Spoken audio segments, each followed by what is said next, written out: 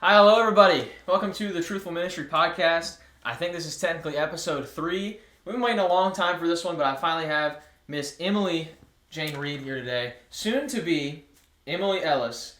If you've watched episode 1, Carson, this is his fiance that we talk so highly of.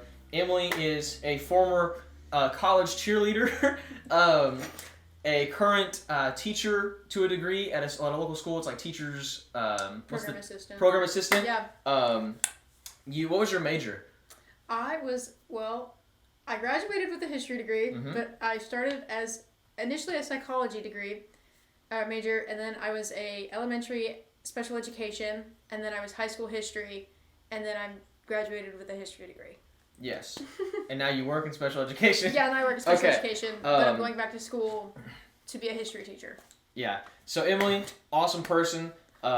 She's also currently the small group leader for my girls on Wednesday nights, and she's been awesome at that. It's been a blessing to have her here at our church. We just got done with youth a few minutes ago, and so we were just talking about that, and now we're like hard switching gears into this. Also, you're not crazy. I did swap sides. Normally I'm over there, and the guest is here, but this is where the phone charger is, and this is where the questions are. So we've had to mix it up a little bit today. If you're listening, that doesn't affect you at all. But know that we're on different sides of the couch. So first question I like to ask is ask all the guests the same thing. How did we meet? How did Emily and Johnny cross paths? I'm actually not exactly sure. I know that I've met you prior to when I started to know you. My freshman year of college back in 2019, through campus ministries. I'm sure I didn't do anything FCA, but I spent some time in the campus ministries office, and I'm certain that I'd talk to you at some point, but I'm just not sure of any particulars. But then we were reacquainted when I started dating Carson, and we went to Real Hacienda, and I was completely silent the entire time because I was nervous about meeting Carson's friends. Yeah, that was definitely like the, hey, come meet my friends, and it was like, for me, it was like, hey, come meet my girlfriend. We had vaguely talked a few times, in the campus ministry's office. Like, we were around each other. We went to a very small college, so, like, we knew of each other, but we had never had a conversation longer than, like, 2 sentences. And so there we were at Real Hacienda, and it was just like, we're sitting across from each other. If Carson and I are talking, what are we going to do? Yeah. But that was cool. So, obviously, how long ago was that? It was almost 2 years ago now, right? Because you all started dating in the beginning of 2021? Or of 22. 22, yeah. Yeah, we've been... January 7th is when we started dating of last year. Gotcha. So probably January or February of last I'll ask you the same thing I asked Carson. Okay. If you could go back in time, what advice would you give to freshman Emily? Or any other young college girl out there, or about to start college, high school going to college, freshman, sophomore, even just... College Emily. She shows up, future you comes in. What advice do you give her? Don't listen to everybody so much, because nobody's in your head. Nobody knows what you want, where you're at in your life. But a lot of people have a lot of opinions about what you're going to do, what you're going to look like, what you're going to just experience in life. And they're going to tell you and expect that from you, but don't give in to that, because you're going to end up being somebody that you don't recognize at some point. With enough change here, enough change there. Also, don't, I'm trying to figure out how to word this, but, don't become your friends. There's a reason that you guys are different. Stay different. That's good. And be individuals, and you don't have to morph into each other, because that ends badly almost every single time. Dang, that was good. I think that applies, for men and women, usually, just becoming, the people that are around you. That's a true thing. The people around you kind of affect you the most, and it can be so easy without even knowing it. You pick up all their mannerisms, and that's how it starts, and then suddenly, you're interested in the same things. Yeah. Staying individual. I love it. So, like I said, one of my small group leaders now, and I wanted you here pretty bad. I don't know what it was. It had to be a God thing. But over time, obviously, Carson and you start dating, and we get to hang out some. And Carson was very awesome about just bringing you around everywhere. It wasn't he didn't have his girlfriend and then also his friends. You were just included. And kind of through that, you and I got to become good friends as well. Like, you weren't just Carson's girlfriend. Like, I got to know you. Yeah. And so I invited you to be the small group leader here. But originally, I was like really thinking, like, man, I really think Emily would be so good leading our girls. But you weren't able to. You were doing cheer on Wednesday nights. And I was just thinking, man, like, I wish I could get her. But I was texting Carson about it. And so finally, instead of texting Carson, I'm at a Wednesday night. I'm looking at my girls, and I'm just like, oh, dang. Like, it would be so cool if Emily was here. And so I texted Emily herself. Instead of texting Carson a bunch, I texted Emily and said, hey, I know you have cheer and stuff on Wednesday nights, but, like, if you could ever just show up on a Wednesday at church, if you ever had the availability, I think you'd be so good here. And you texted me back and said that some things had changed and you were going to be able to be here. And I was like, let's freaking go. And then I was like, oh, I feel bad that, like, your other stuff got canceled, but let's go. And I was so hyped. And so you've been here since. So if you want to talk about your perspective on that and what that looked like for you, and any fruits that have come from that as well, just the whole journey of obviously not being here, I asked you to be here, and now you've been here for about a year or so. What's that? What did that look like from the beginning? Well, it was last October when this conversation went down. Mm-hmm. I was in a Taco Bell, and I had just ordered milk at the Taco Bell because I thought it'd be funny. Pause. I didn't know that. I didn't know that part. Yeah, well, when you go to the little screen in the Taco Bell, under drinks, milk is an option. Okay. And I saw it, and I wanted it. And then they wouldn't let me have it, and I was kind of disappointed. They gave me some orange juice instead for the breakfast. As like a consolation prize. No, but I had just quit the cheer team, and I was really struggling with all of that. And like for health reasons, and I didn't understand why I had to go. Because up until that point, it was like, well, I've been sick like this for years, and I've been okay. But I really felt quite pushed to leave the team, and I didn't get why I felt such a strong, like, you gotta quit, you gotta be done, and that was really kind of frightening. But then, literally, I think it was the same day, or the day after, you texted me while I was at the Taco Bell, and and you're like, hey, if there's any way that you're available on any Wednesdays ever, like, I would love to have you here, and helping with our girls. And I was like, crazy God moment, because now I very quickly understood, like, oh, that's why I needed to go, was because I'm supposed to be here, and God was clearing my schedule, which just, I don't know, it's one of those cool, like, just God moves, man. He really does. Turn it up. And so, I don't know, that was like the beginning of my obedience era, of just like, oh, I am going to listen, and you're going to do cool things when I listen. Awesome, thank you.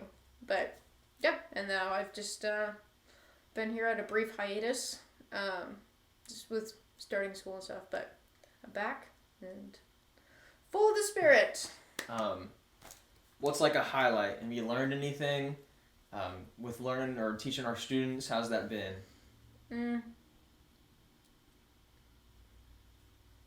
I think learning to be more, like, empathetic in some ways, because when I was in high school, I understood high school pretty well, but now that I'm out of high school, I feel so out of touch with what goes on in a high school and what goes on in their day-to-day, like, secular life, and, like, trying to, like, listen, because I might be the only person that is listening to them, and, like, trying to learn tons about, their school life and their home life and all these things so that I could do that. I think that kind of helped me be more conscious and empathetic just in my regular life, I think. It's just because I could do that. I got practice doing that. Yeah. That makes me think of, I don't know who first said it, but I read this thing online one time, and there was a button underneath the quote that was like, it was a button to tweet the quote, because they knew it was, like, just such a good quote, I guess. And it said, if your youth room is an afterthought, then your students will feel like an afterthought as well. And I was like, oh, dang. And so I've been on the Pimp My Youth Room grind the last couple of years, and I'm making sure I'm always trying to update it, and it never grows, like, stale, just because I think it is important to have that, like, homey feel, and you're talking about, like, empathy, and maybe we're the only people that do listen, like, we don't know. and we've had enough time with our kids to where we've started to like get to know that, and like we know like a bit about their families, and you get that with attending church here on Sundays too, just that sort of thing. But just overall, like we talked about today, even in youth a moment ago, the importance of like befriending someone to teach them about Jesus rather than just like throwing the Bible at people, but like the importance of like what a friendship can do. And so that is really cool. And I think it's been awesome to see, like, I'm a dude, and so it's like a little bit more difficult for me to reach the girls. And so Emily shows up, and highlight for me at least would be there was a day I was talking about the difference. I was doing a lesson on like the differences between the Gospels and why they're different, but like how that's okay. And so I had all the students write down the things that they remembered from youth over the last 6 months.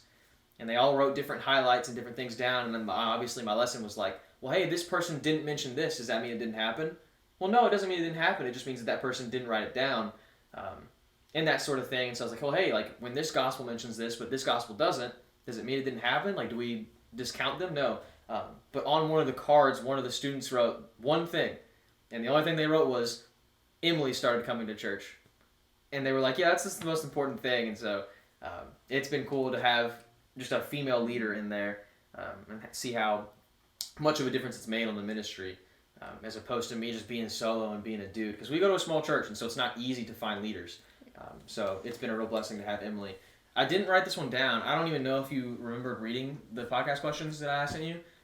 This is not on here, but I figured it makes more sense to ask this, and I'm just feeling it in the moment. We're going to let the Spirit move. You are from very far away. You are from Las Vegas, Nevada, and here we are in a small town in Kentucky. And so just talk a little bit about, like, I don't know, was there a huge, especially the first year, because I didn't really know you as much then, was there like a huge culture shock?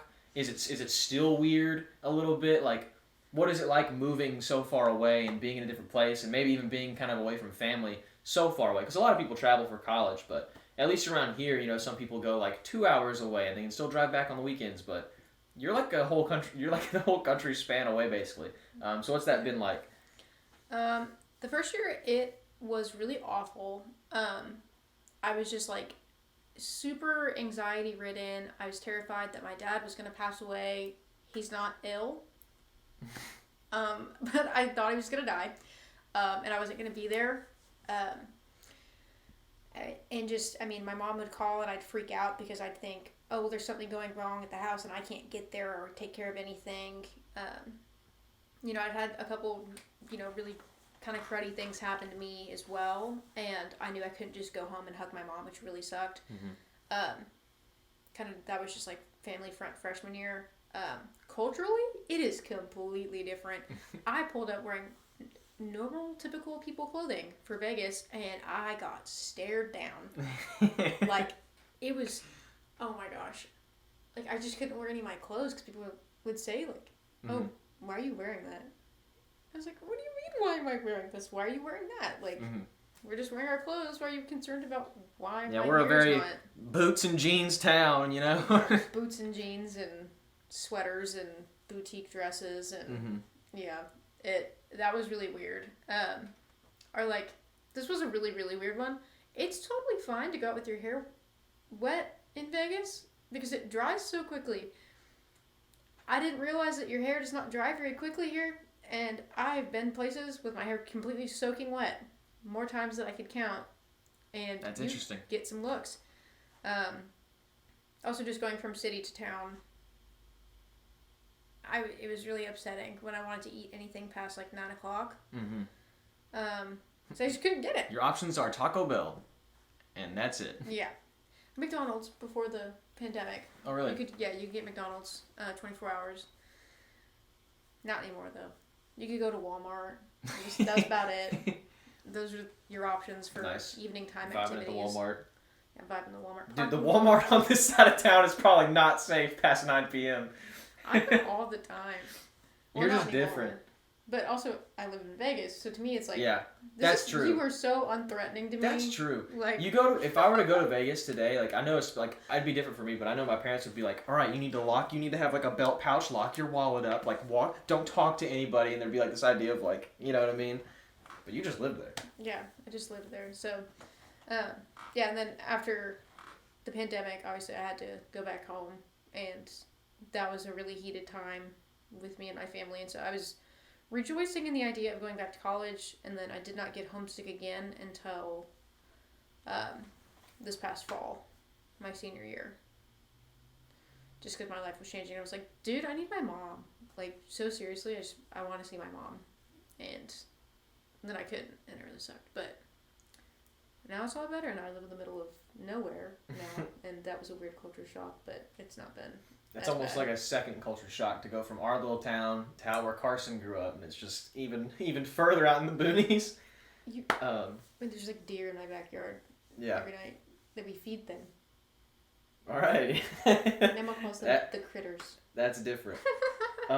So now that we know a little bit more about where you're from, and just like how you got here, you and I, again, like I said, have had the blessing of having like our own friendship, and we've talked a lot about just like different, like deep stuff. I'm very blessed to say that all the people I have on this couch are gonna be the type of people that like I don't know, there's like no filter. There's just like that open and honestness. Yeah. And so we've talked a lot about just like where you were in your life, really your whole life, like just your life story. Like I feel like I know about, like just everything about your life story at this point. And especially in the last year or so, or again, I guess 2 years at this point now, like I've just seen you grow like so much, just like as a woman, but also just like in your faith. The transformation has just been so like, it's just genuinely been this like such a blessing for me to have been able to say like, oh, you hear about stuff like that all the time, but like to have like known somebody and like been able to say like, oh, I was close to them then, I was close to them at this point and this point, and just like see the genuine like transformation, the genuine like joy of Christ come upon a person,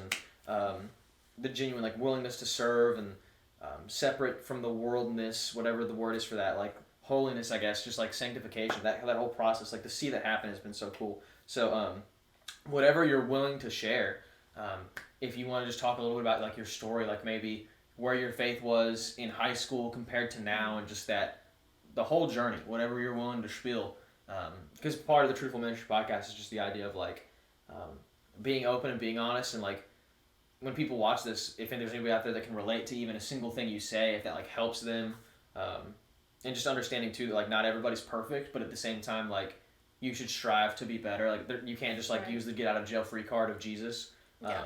And so it doesn't mean like, oh, like it's okay that everything I've done is wrong. It's like, well, yeah, it's okay because Jesus still loves you, but like you should still be making a change. And so just whatever you want to share from your faith from however long ago when you were younger to now, what's your faith journey been like? Your whole story, whatever you're willing to share. All right. So I was born and raised in the church. I grew up to a Baptist church. I grew up in a Baptist church, and went to church every Sunday, every Wednesday, pretty much my entire life. Up until about middle school, I stopped wanting to go. I got really depressed, and I just really didn't want to be around people. And then basketball had started up. I started playing basketball, and I used that really as a huge excuse of why I wouldn't go to church. And then sophomore year of my high school experience, I had to quit playing basketball I had some injuries going on. And so I was like, okay, well, it's the end of summer. I went on a trip. That same summer, it was a mission trip to Pioche, Nevada, and it just, I don't know, like I felt such a heart for worship, and I'd always loved worshiping, but I don't know, I just like really felt a calling to try to pursue that more. And so I did, and then I just loved music. At that point, I was like, music, great, awesome, beautiful, amazing. I wanted to do music, and I didn't care if it was, worship or whatever, but getting on a stage and performing was livened me up. Yeah. And yeah, I did that my junior year. I became the worship leader for my high school group, and then it was high school and middle school, like ministry. I was for both. And that was a lot. I was at church like probably 4 or 5 days a week, which I was there all the time. And then my senior year, I had some personal stuff kind of go down. I had a loved one pass away, and I was dealing with a lot of grief. And then I had a crazy church hurt situation which it doesn't exactly involve me, except for I got stuck in the middle of something. It was, I had friends that were like cheating on other friends and then telling me about it, but the only way, like if I told somebody about it, then it would get put back on me. And so my result to that, which I think is really reflective of where I was at that point, was to just stop going to church and never speak to those people again. And I just ghosted everybody. And then, I mean, that was September of my senior year of high school. And then I did not return to church again until Christmas. Not of that year, but of my freshman year of college. So it was like a little more than a year and some change. And by that point, it was to appease my parents for, going, because I had not told them that I had basically like denounced Christianity. It was like, it's not real. God does not exist, because if he did, these things wouldn't have happened. And that kind of thought process was reaffirmed throughout my freshman year. It's like, I live in a godless world, because if God was real and God loved me, there'd be no reason why, all kinds of things would go down. Like, why was I sexually assaulted and, like, brutally, and, like, I don't even know. It was just crazy. And then, getting into a relationship with somebody right after, and then I tried to take my life and all this stuff, and it was like, and God's not intervening. Like, he does not care. This is all made up and whatever. And, that kind of just followed through sophomore year. I felt a really big push at the end of that relationship, really to just, like, kind of come back, but I still was like, no, this is, like, dumb, I don't like this, whatever. And then, I really just dove, I think nosedived, well, I guess swan dive? Yeah, swan Both. dive, basically, just, like, into secular living.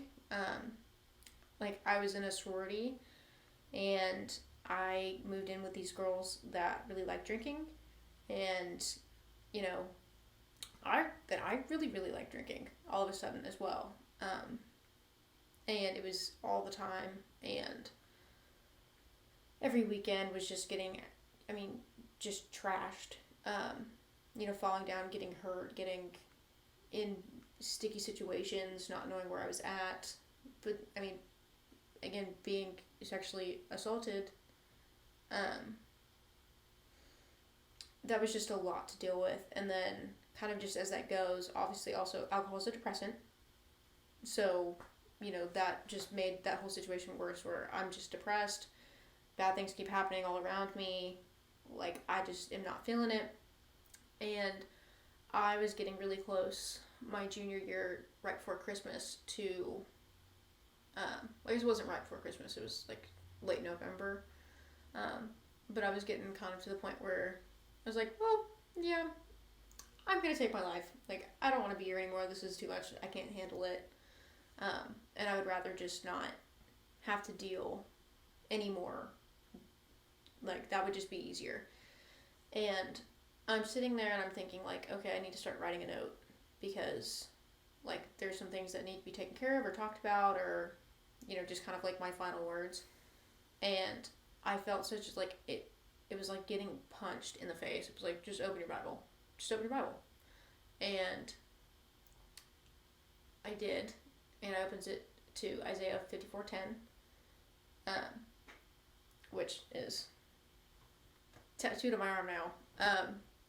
But and I'll get the exact verse just for the listeners.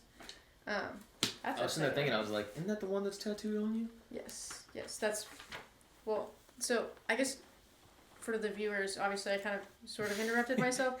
So, oh gosh, okay, so it's a mountain, and it says Isaiah 54:10, but instead of on the verse where it's a colon, it's a semicolon, which is suicide awareness.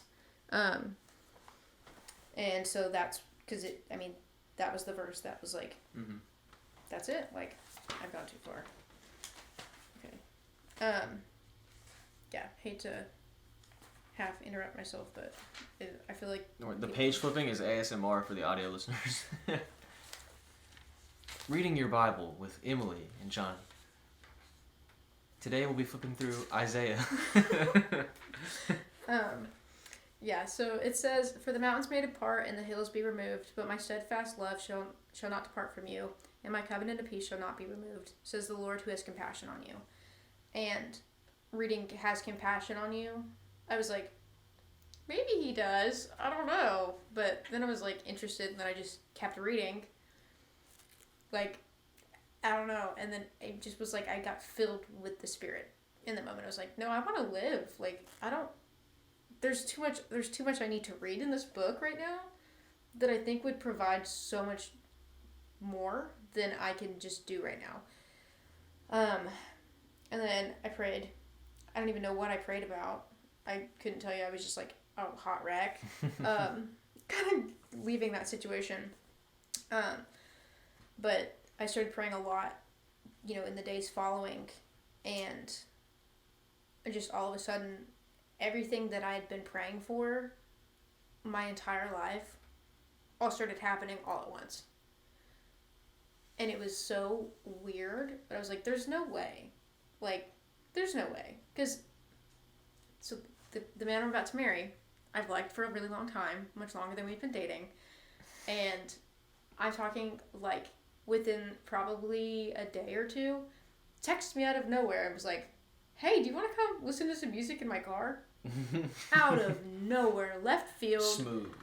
That's my dog right there. I guess we'd like talked sort of at a formal, but it was under weird circumstances. Mm-hmm. And we both were kind of just like out of our element wallflowers in that moment. And we were like, well, we've spoken to each other before. I guess we're just gonna chit chat now. But that's like not the only time that something like that had happened. And then for him to text soon after, I was like, hey, you want to come hang out? And then, all of a sudden again, here's this. And Carson was like, oh, well, this is important to me that we go to church together.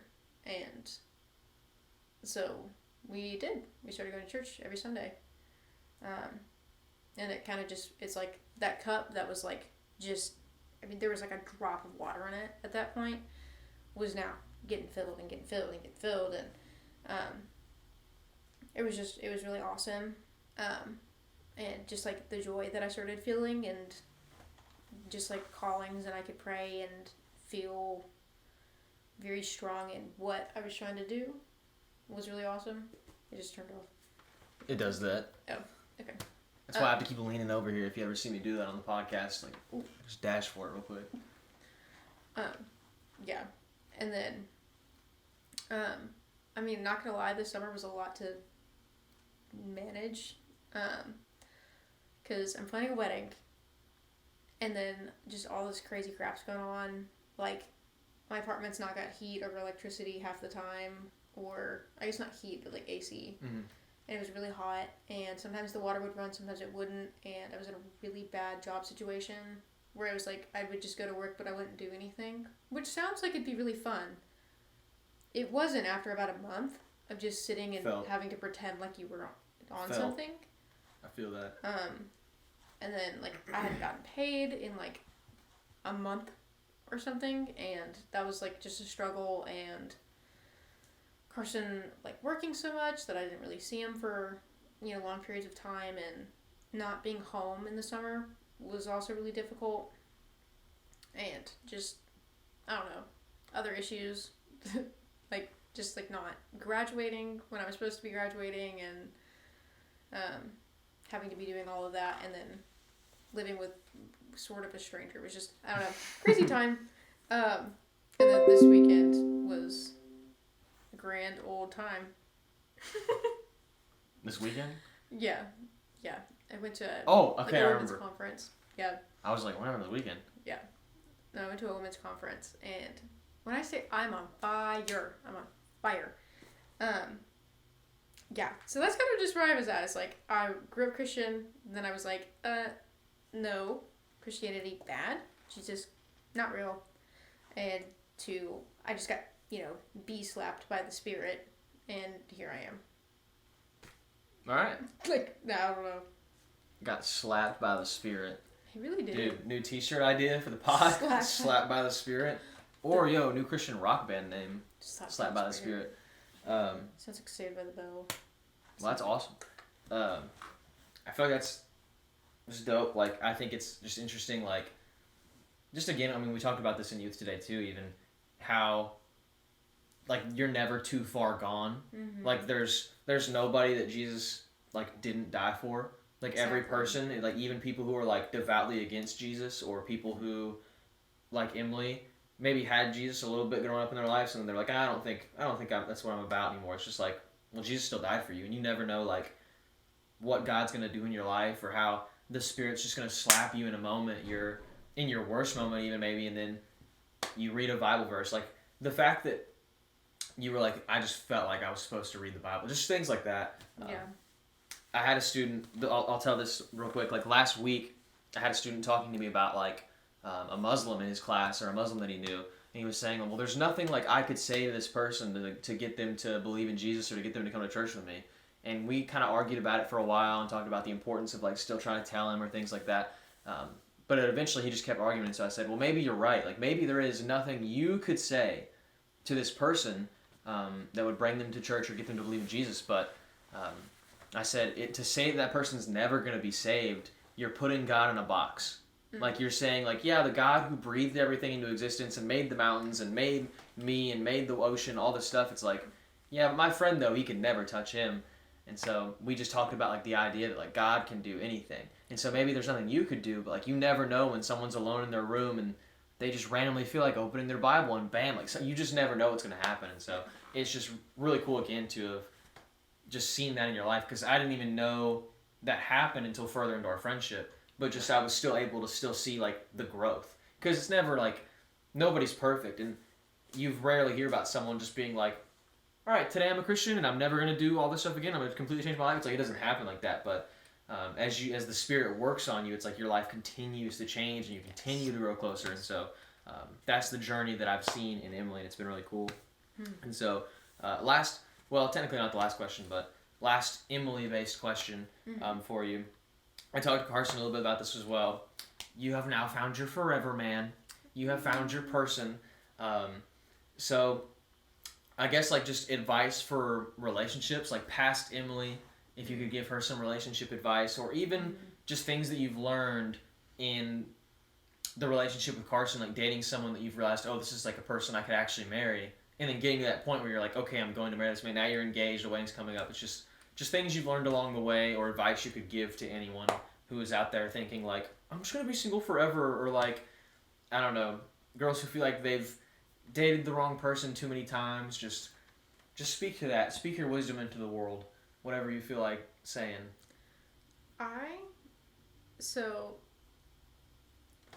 I guess, brief background, I've had many awful relationships, and then all of a sudden it was just like, boom, the best one at the end.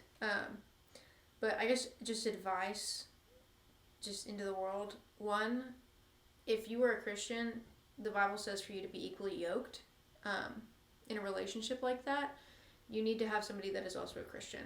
And you might be in different times of your walk. Like, this might be a situation where, you're a newer Christian and you're dating someone that's a more mature Christian, or vice versa. But being yoked like that is huge.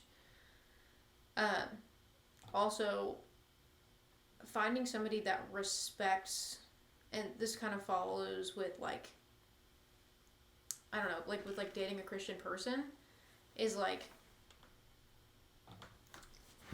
I guess just, like, there's so many kind of fruits that come from being a Christian person that make for a good and healthy relationship. Patience, joy, kindness, love. That's a huge thing. And also, and I'll find this while I'm talking, but essentially it's like, if you are not, if you're not a Christian and you've not experienced God's love, you cannot love somebody. Like, you can in a very watered down way, but not not the way that God intended love to be. And so, yeah, 1 John 4:8, it says, anyone who does not love does not know God, because God is love. In this the love of God was made manifest among us, that God sent his only Son in the world so that we might live through him. In this love, not that we have loved God, but that he loved us and sent his Son to be the propitiation for our sins. But basically, it's like, there's that, and then, like, 1 John 4:11. Yeah. Beloved, if God so loved us, we also ought to love one another. No one has ever seen God. If we love another, God abides in us, and his love is perfected in us. And I think that really speaks volumes. This current relationship that I'm in is not perfect by any means. But one thing that is true and is real and is evident is the love we have for each other. But the only reason we can love each other the way that we do is because we both love God and God loves us. And so, I mean, God gives his love freely, but on our end, on the human end, we have to love God too and accept that. And so, I don't know, that's a huge thing. Also, just like, date a respectful person. Also, ladies, I heard this all the time, and I did not believe that it was real, and I was in denial, because I was like, I've dated good guys that have had bad relationships with their moms. Look at the way, not the relationship, how does your guy treat his mother? Because the way that he treats his mother is the way that he's going to treat you in the future. Not always. Not always. This is not like just like rule of thumb, but most of the time. If somebody is loving and kind and just amazing to their mom, goes out of their way to make her feel loved, that's what's in store for you, because you are witnessing their character on an important woman in their life. So why would it be different for you? It's not. It's really not. And Carson's a fantastic, son to his mother. And I mean, my dad's mom, awful human being. Awful human being. Narcissistic and abusive and manipulative, and like, none of us have a relationship with her. Anytime that my dad saw his mom, the entire time that I've ever been around, was, hey mom, how are you doing? Can I get anything for you? Oh, here, don't bother with that. I'll take care of it. Yes ma'am, no ma'am. Respectful, despite the fact that he was kicked out by her when he was a child because she didn't like that her boyfriend didn't like him. Just kicked him out. And he was still respectful enough and had love enough in him and like grace to do that. And it's like, you're not going to have a successful relationship in that way unless you have those things. And like, I hadn't, and I was freaked out when I started dating Carson. I was like even now sometimes, like, when we're walking on the street, will move me so that I'm not walking close to the street. That's my dog right there. That's my boy. Just in case a car gets hit, I have less of a chance of getting hit. Yeah. Like, or, or if it like splashes, if it's rained recently, it's like Carson will take the splash. Yeah. Yeah. And he's really, I mean, he does that really just anywhere. If there's a car going down any direction, he'll just move me as far away from the car as he can. I mean, he does all kinds of stuff for me, just because he loves me and he's serving me, like, in that way. And I didn't like being served before. I was like, I'm an independent woman. I can take care of myself. And he's like, yeah, I know that, but like, let me take care of you. Let me love you. And I was like, no, I'm good. We still get into little things about opening doors sometimes. Because I just be flying through doors. And he's like, you walk through. I'm like, no, you walk through. I open the door first. Just go. But, yeah. I like just talking about that verse. Like, so I have the blessing of officiating your wedding. Yes. And also our friend Paige, who I really want to get Paige on here at some point too. I don't know when I'll be able to do that, but I have 2 weddings coming up that I'm officiating. Yours is one of them. And in that, like, in the research and the prep on my end, I've just been looking into, like, the relationship that Christ has to his bride, the church. And I feel like that's a really like churchy thing that people say. I've been in ministry for years, and I literally had to like kind of check myself, and I was like, what does that mean? Like, we can say it, but like, yeah, dude, the church is his bride. And then I had to text my friends and like our pastor, and to be like, how would you elaborate on this? And that's something I've just been really looking into and prep for the weddings, and just talking about like everything you said is kind of what that looks like. Like, Christ was willing to die for his bride, like the church, like he was willing to die for us, like he served, and just the way that he loved the church, like giving himself to the church. And that's one thing we talk about, like in the marriage vows, even is like giving yourself to the other person. Like, you are fully becoming theirs, like you are sacrificing yourself for that other person. Yeah. And that's the idea of marriage is. And so it sounds like just in a healthy relationship, you've found like that genuine love, that genuine like service, and giving yourself to the other person. So that's all good.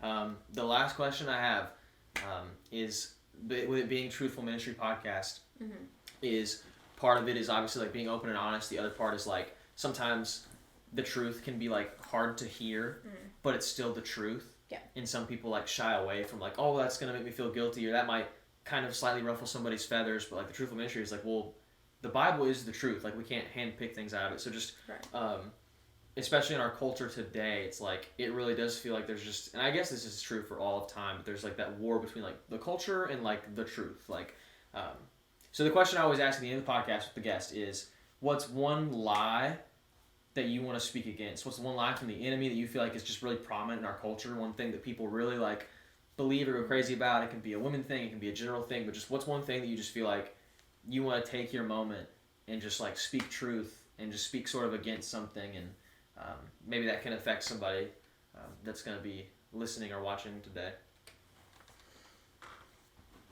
A lie in the world. I think, this is a lie in the world, but I think a lie among Christians is a big thing. And we've talked about this a lot, but I've like really like on the move to fix this with myself. But it is not okay to be a Christian and be friends with exclusively secular people, because that is just it's gonna rip you down.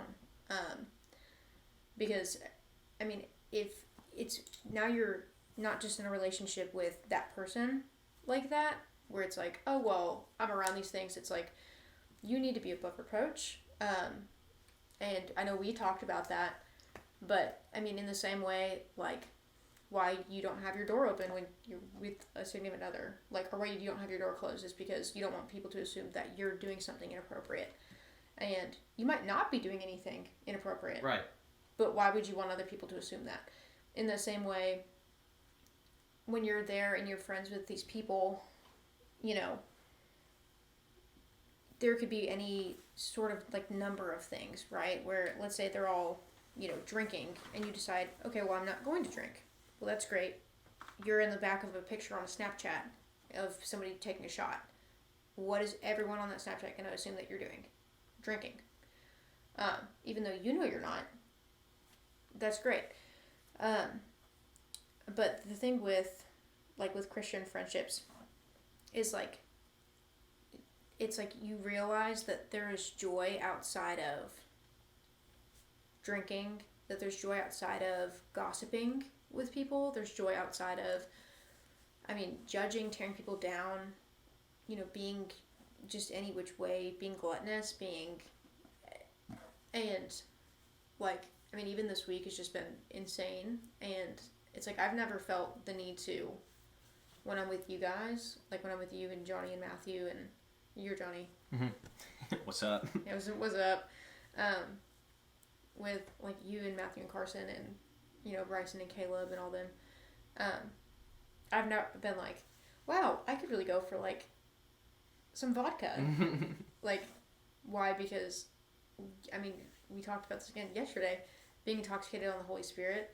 When you're around a group of people that lift you up and fill you with such, like, one of two things is going to happen. One, you're going to say, well, it's okay to be around these things. And you're going to start it might not be quick break into it, but the likelihood that you're like, well, would it be that bad if I just had one drink? You're putting yourself in a temptation scenario. Right. Mm-hmm. And, I mean, we're all human. You know, you're not made of steel. You're not perfect. But it feels almost like you are in the Garden of Eden and all your friends have eaten the apple. Mm-hmm. And it's like when Adam said, well, you know, did she really? Yeah, here you go. Go for it. Or you're sitting there with your friends and it's like Satan saying, well, did God really say that? Mm-hmm. Is it really that big of a deal if I, you know, if I go and have, 6 shots back to back? It's like one night, like, oh, it'll wear off and tomorrow it'll all be fine. Or is it really that big of a deal if, I don't know, I post something or I send a text that's dishonoring to my body or, to myself or other people or to God, and it's just that temptation creeps in. But when you're around other people that are uplifting your same morals and really the ground you live on, the temptation is really largely taken away. Obviously, we're all humans, we're all sinners. Temptation is always going to be it's going to come a knocking.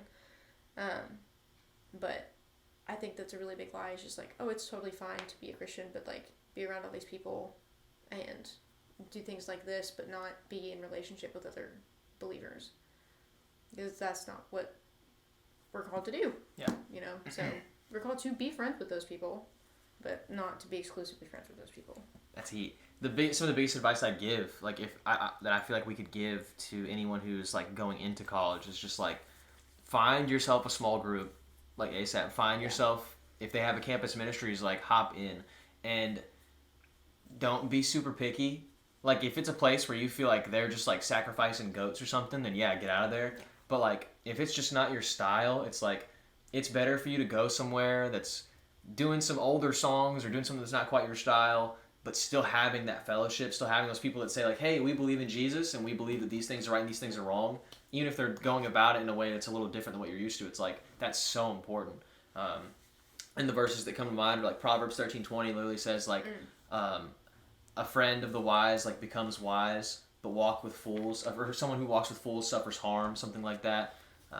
And then it's very important to, you stated it, and so I was happy you did, in case anybody listening was getting confused. It's like the common excuse people give, and I call it an excuse because that's what it is people say, well, like, oh, well, Jesus loved everyone. Like, Jesus loved those people. Like, didn't Jesus minister to those people? And it's like, yes, dog, but he ministered to them.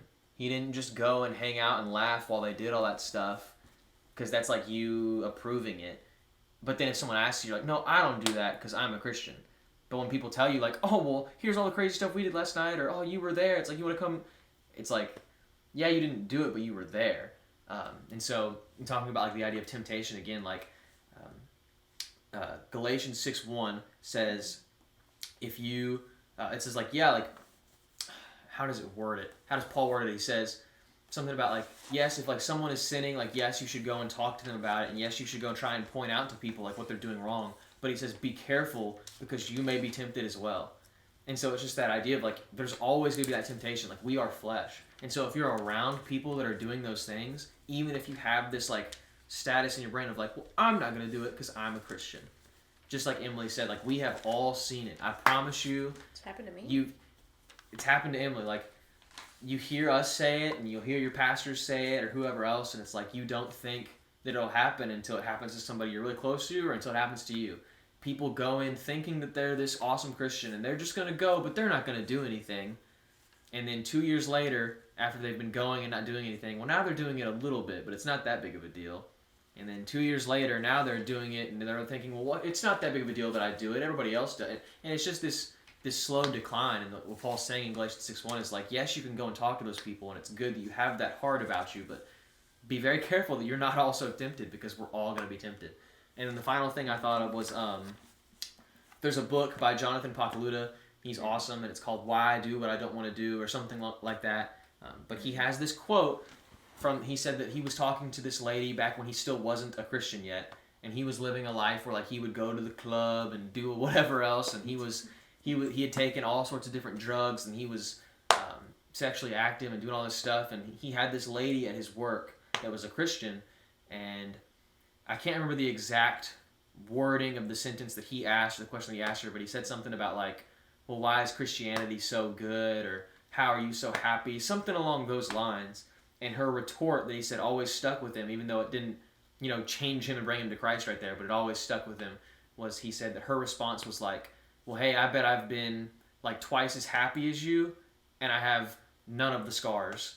Like, yeah, like you've got all that temporary joy, and you've done the drugs, or you've had sex, or you've done all this, and it's like, those are all just knockoffs of what you could be getting from Jesus. So she said, I've been twice as happy, and I have none of the scars. I have none of the hurt to go with it. And then, I can't remember who said it, but along those same lines, someone I heard one time, maybe it was a speaker, maybe it was my friend Cody, I don't remember, but someone said, like, there is nothing like the joy when Christians gather together and have fun. Like, I feel like when I look at people who, like, especially in college is usually where it happens, like people who just go and just drink and that's like their method of fun. Yeah. I just feel so bad because I'm like, you don't have any other way of having joy in this life. You're just looking forward so much to just going out and getting plastered. It's like, that just seems sad to me. But it's like we can all get together and play a board game and be on the floor laughing. And it's like, just from a scientific standpoint, I probably have more dopamine and serotonin in my brain in those moments than anybody at the party or at the club. It's like, but it's just, when Christians come together, it's like there's just joy in other places. And so being intentional about where you're getting your joy, being intentional about who you're hanging out with, that's huge. That's what I'm talking. That's that transformation right there. That's that Jesus in this girl, Emily Reed, right here. Dude, this was awesome. Yeah. I really hope that somebody out there, it hit them. Dude. So I'm horrible at closing. I feel like we do all this, and I'm just kind of like, awesome, cool. But yeah, I feel like that was good. And so we're gonna wrap it up there. Smash this stop. But I guess that's true. Yeah. Send it to anybody that you feel like would relate, or that you, I don't know, that you care about and you think would want to hear this. And also, the big thing I always say is like, ask us questions. Like, if there was something that really stuck with you, let us know. If you really needed this today or something, that's really encouraging for us. But also, like, if there was something that you wanted to know more about, like if you were like, man, I wish Emily had talked about this because I relate to this, it's like, let us know, because at some point Emily will be back on and I can have her, I can ask her that too. Or just in general, like if you have any general questions, you're like, oh, I wish, Johnny, you would bring somebody on the podcast to talk about this. I have a lot of awesome people in my life, and so never be afraid to comment below like a question, and if I don't feel like I can answer that well, then I will find somebody who's awesome in my life to bring and put on this couch, and they can help talk about whatever that is as well. So I hope you have a great rest of your evening. Thank you so much for listening. It truly means so much. We're going to get out of here.